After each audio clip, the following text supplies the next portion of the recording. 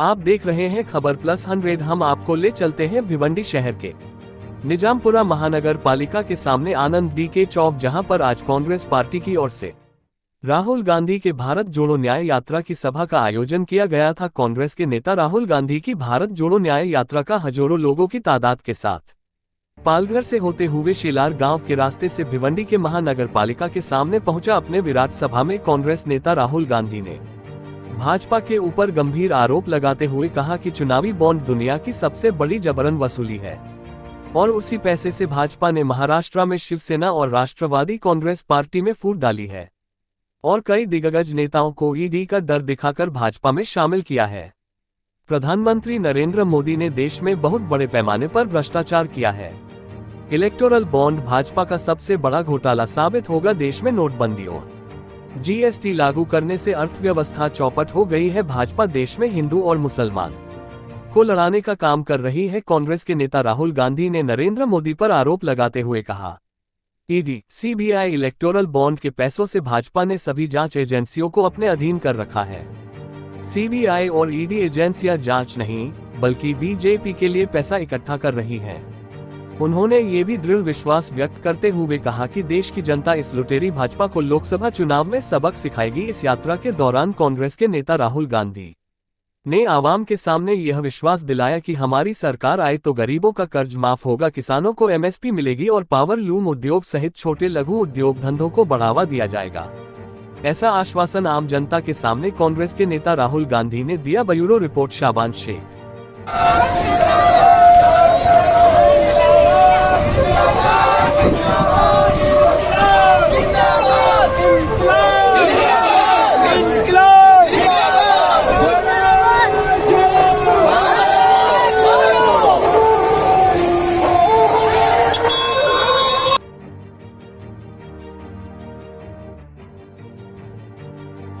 निकलती है कि इलेक्टोरल बॉन्ड्स में हजारों करोड़ रुपए हिंदुस्तान के बड़े बड़े कॉर्पोरेट्स ने बीजेपी को, नरेंद्र मोदी जी को दिए। हजारों करोड़ रुपए। जो भी कॉन्ट्रैक्ट हिंदुस्तान की सरकार देती है, जिस भी कंपनी को देती है, उसका इलेक्ट्रॉनिक बॉन्ड के माध्यम से रिश्वत वो कंपनी बीजेपी को देती है। हजारों करोड़ रुपए कंपनियों पर दबाव डालकर, सीबीआई इंक्वायरी कराकर, ईडी की इंक्वायरी कराकर, इनकम टैक्स का दबाव डालकर उनसे पैसा एक्सपोर्ट करा जाता है। हजारों करोड़ रुपए, हजारों करोड़ रुपए बीजेपी ने हिंदुस्तान के बड़े बड़े अरबपतियों से लिया। भाइयों बहनों, देश में पिछड़े वर्ग के कितने लोग हैं? देश में पिछड़े वर्ग के कितने लोग हैं? कोई जानता नहीं।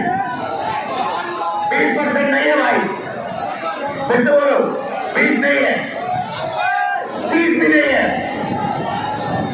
40 भी नहीं है, 50%। आदिवासी कितने हैं? 8%। दलित कितने? 15%। माइनॉरिटी कितने? 15%। 50 में 15 जोड़ो कितना होता है? 65 में 15 जोड़ो कितना होता है? 80 में 8 जोड़ो कितना होता है? 88। आपकी आबादी 88% है, उसमें 5 जनरल कास्ट के गरीब लोग जोड़ दो। मुझे बताओ, इस देश में आपकी भागीदारी कहां है? मीडिया में आपके लोग हैं क्या? एक आपका नहीं है। 90% का मीडिया में एक आदमी नहीं दिखेगा, इसीलिए मीडिया वाले आपकी बात नहीं करते। कभी मीडिया में आपने कभी किसानों की बात होती हुई देखी? मजदूर की बात होती हुई देखी? छोटे दुकानदार की बात होती हुई देखी? बेरोजगारी की बात सुनी? महंगाई की बात सुनी? नहीं। अंबानी की भी शादी होती है, मीडिया में देखा? बॉलीवुड के सुपरस्टार मीडिया में दिखते हैं। मोदी जी समुद्र के नीचे जाते हैं, मीडिया में दिखता है।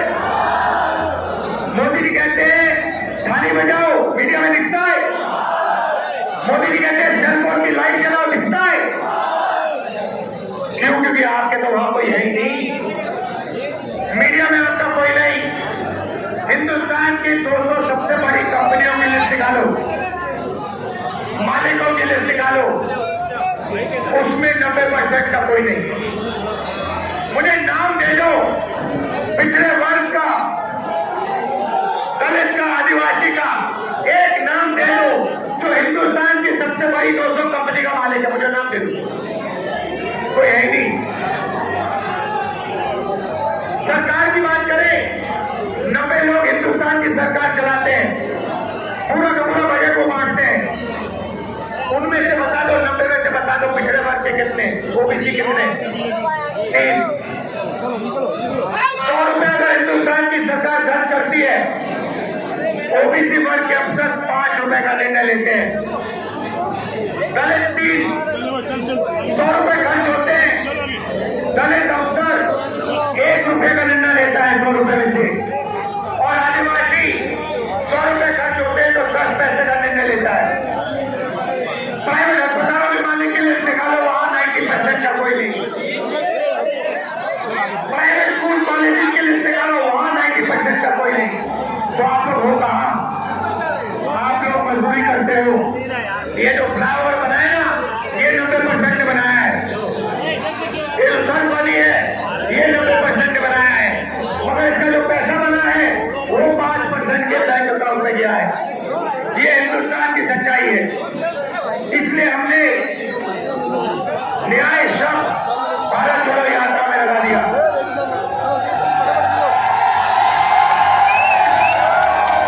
आर्थिक अन्याय, सामाजिक अन्याय, किसानों के खिलाफ अन्याय, बेरोजगार युवाओं के खिलाफ अन्याय। किसान कहता है हमें एमएसपी दे दो, मिनिमम सपोर्ट प्राइस दे दो। नरेंद्र मोदी कहते नहीं मिलेगी, मर जाओ तुम्हें नहीं मिलेगी। हमने मैनिफेस्टो में लिख दिया, जैसे हमारी सरकार आएगी हिंदुस्तान के किसानों को मिनिमम सपोर्ट प्राइस हम दिलवा देंगे। तो ये लड़ाई है भाई और बहनों। एक तरफ नरेंद्र मोदी जी हिंदुस्तान के 20-25 अरबपति, और दूसरी तरफ हिंदुस्तान की गरीब जनता, बेरोजगार लोग, पिछड़े, दलित, आदिवासी, माइनॉरिटी, गरीब जनरल कास्ट के लोग।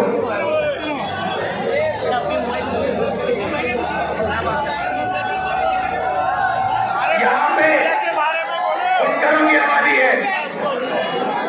आपका नरेंद्र मोदी जी ने कभी कुछ किया? कर्जा माफ किया, जीएसटी लागू कर दी, नोटबंदी कर दी, और जो छोटे उद्योग चलाते हैं, जो स्मॉल मीडियम बिजनेस चलाते हैं, उनका लोग है, उन सबका धंधा खत्म कर दिया। ये जो दुकानदार है, स्मॉल मीडियम बिजनेस वाले, इनको सबको खत्म कर दिया। क्यों? क्योंकि वो सबसे बड़े अरबपतियों की मदद करना चाहते हैं। तो ये मेरा मैसेज है आपके लिए।